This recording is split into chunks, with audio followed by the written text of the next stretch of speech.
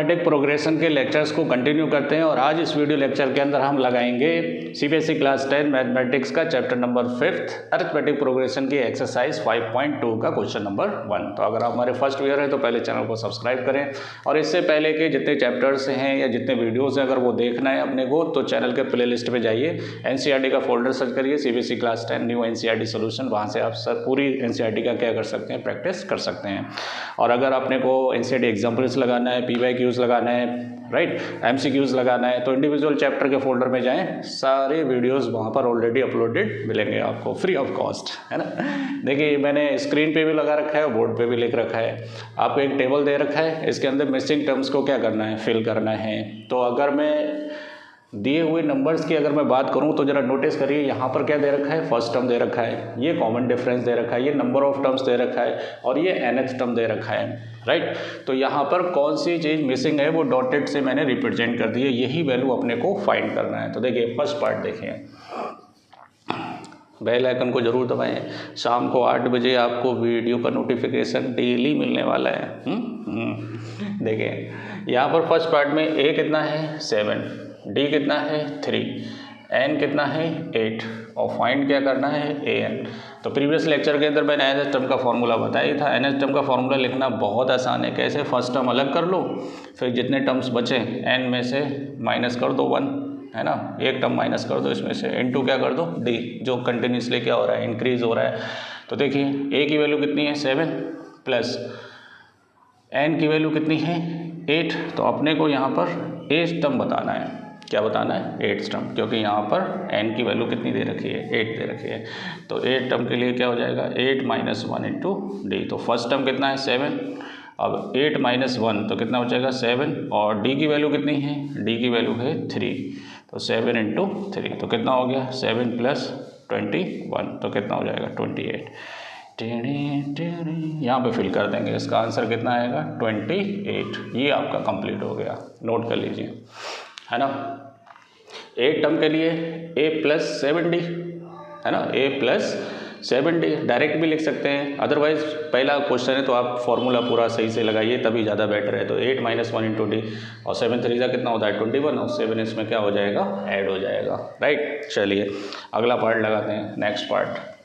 Next part के अंदर क्या मिसिंग है ज़रा नोटिस करिए, डी मिसिंग है ना। तो आपको ए दे रखा है, ए कितना है -18, डी अपने को फाइंड करना है, एन जो है वो कितना है 10 और एन टर्म क्या दे रखा है 0 दे रखा है।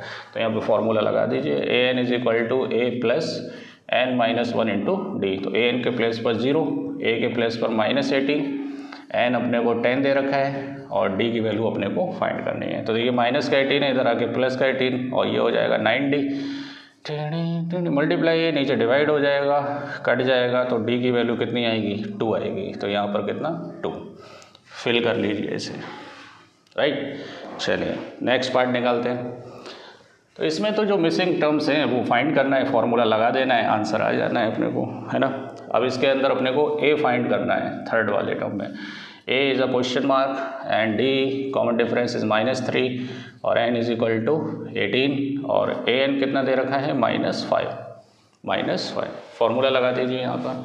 तो a n is equal to a plus n minus 1 into d. तो ए एन की वैल्यू -5, ए फाइंड करना है, एन की वैल्यू 18 और डी की value -3, right.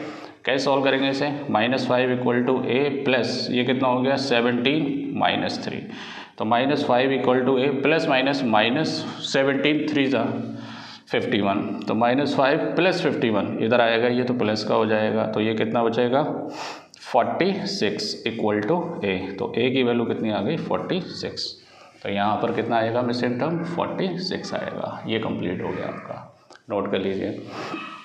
Apart from mathematics अगर अपने को फिजिक्स लगानी तो फिजिक्स का भी मैंने एक ही फोल्डर बना रखा है, उसके अंदर आपको सारे PYQs, important question, NCERT exemplar, physics के कॉन्सेप्ट, न्यूमेरिकल सब कुछ मिलने वाला है। आप लगाइए उसको, और एपीटी अड्डा के साथ बने रहेंगे तो अच्छा स्कोर कर सकते हैं आप। देखिए हटाओ इसे, चलिए सेकंड लास्ट पार्ट देखिए इसका। सेकंड लास्ट में क्या है, फोर्थ पार्ट में क्या दे रखा है, फोर्थ पार्ट में अपने को ए दे रखा है -18.9 और डी कितना दे रखा है 2.5 और n की वैल्यू फाइंड करना है और an कितना है 3.6। इस क्वेश्चन के अंदर आपने एक चीज़ नोटिस की है, बढ़िया हिसाब बनाया है इस टेबल का। कैसे? इसके अंदर अगर आप फॉर्मूले के अंदर देखेंगे, फॉर्मूले के अंदर क्या होता है, an equal to a plus n minus 1 into d. तो 1 2 3 4, इसमें 4 वैल्यूज़ ऐसी हैं जो एक दूसरे के साथ कनेक्ट हैं। अब 4 में से आपसे हर पार्ट के अंदर एक एक चीज़ मिसिंग कर दी है, तो चारों पार्ट कैसे कैलकुलेट करना है इसकी प्रैक्टिस करवाना चाह रहे हैं ये, क्योंकि आगे आने वाले क्वेश्चंस में कुछ भी पूछ सकते हैं। जैसे इसके अंदर एक एक करके ए पूछ लिया, डी पूछ रहे हैं, एन अब क्या पूछ रहे हैं, एन पूछ रहे हैं, अगले वाले में क्या पूछेंगे, ए एन पूछेंगे। तो ये सारी प्रैक्टिस अपने को होना चाहिए। बताइए ए एन कितना है 3.6, ए कितना है माइनस 18.9 और एन कितना है टिणे टिणे टिणे, पता ही नहीं है क्या है एन, तो एन ही तो निकालना है। और डी की वैल्यू कितनी है 2.5। सारी वैल्यू पुट कर दीजिए। देखिए ये ए हो गया, ये डी हो गया और एन अपने को फाइंड करना है, ए एन ही हो गया। तो 3.6 ये माइनस का इधर आके किसका हो जाएगा, प्लस का हो जाएगा। और ये कितना हो जाएगा एन माइनस 1 इंटू 2.5। इसे जोड़ो 9 6 15 है ना। इसे कैसे जोड़ेंगे, रिस्क ना लिया करें, क्योंकि एग्ज़ाम में अगर ज़रा सा भी गड़बड़ हो गया 9 6 15 और 8 और 3 11 और 1 12 और 2, तो 2.5 equal to n minus 1 into 25। तो ये 2.5 upon 2.5 equal to n minus 1। ये मल्टीप्लाई नीचे आके डिवाइड, पॉइंट से पॉइंट कट जाएगा है ना।